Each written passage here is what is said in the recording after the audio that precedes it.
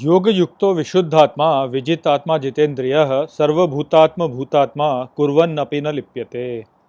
Hello friends, this is the seventh shlok of the fifth chapter of Bhagavad Gita, and today we will understand this shlok in detail. So let's first go over its meaning. So the shlok says, Yoga yukto vishuddhatma, which means a pure person with yoga, vijitatma jitendriyaha, which means conqueror over the self and senses, Sarva Bhutatma Bhutatma, which means who sees all beings in all beings, Kurvan Napina Lipyate, which means even after acting is not entangled.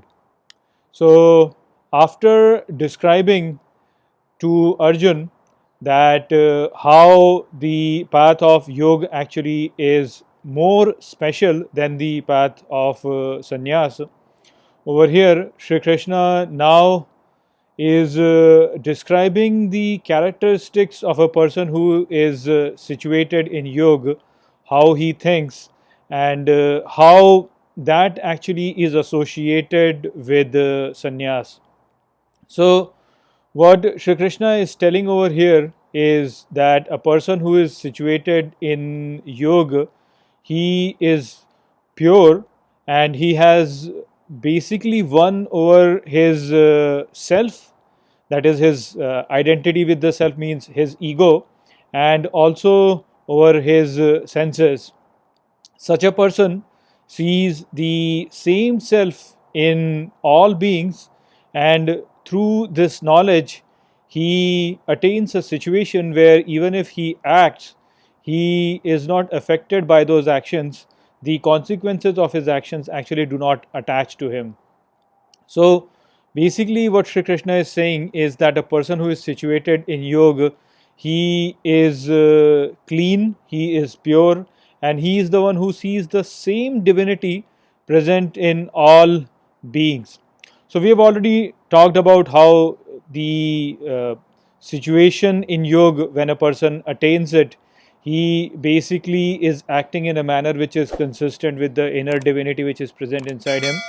And the person who is situated in yoga not only is acting in that manner, but he sees the same divinity present in all beings, and he sees that because he has won over his senses and he has won over his ego. So, thinking about this situation as such seems to be quite simple, but it is not really that simple. The whole process actually uh, has to basically go through the process of purification. And so, this process of purification is the process of sannyas actually. So, if you want to situate yourselves in yoga, then you have to perform this sannyas. You have to give up your ego, and you have to actually see the same divinity present in all beings. So, when it is said that a person is performing sannyas, that is, a person is performing renunciation, that renunciation does not mean that a person just becomes dispassionate and just sits in a forest and has nothing to do with this world. That renunciation actually means that the person gives up his ego, and he basically then joins himself with the inner divinity which is present in him and is present in all the beings which are there.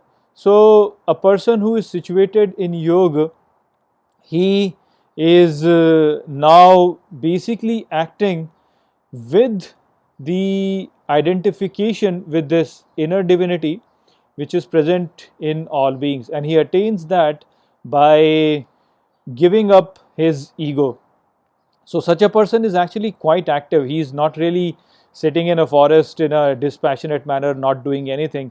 He is actually quite active, but his actions are performed in a manner which are consistent with the divinity which is present in all of the beings. So, that is what is the message that has been presented by Sri Krishna over here in this shlok, that a person who is situated in yoga, he has won over his ego and he has won over his senses, and he sees the inner divinity in all the beings, and he acts in conjunction with this divinity, and therefore by acting like this, the consequences of the actions do not really attach to him.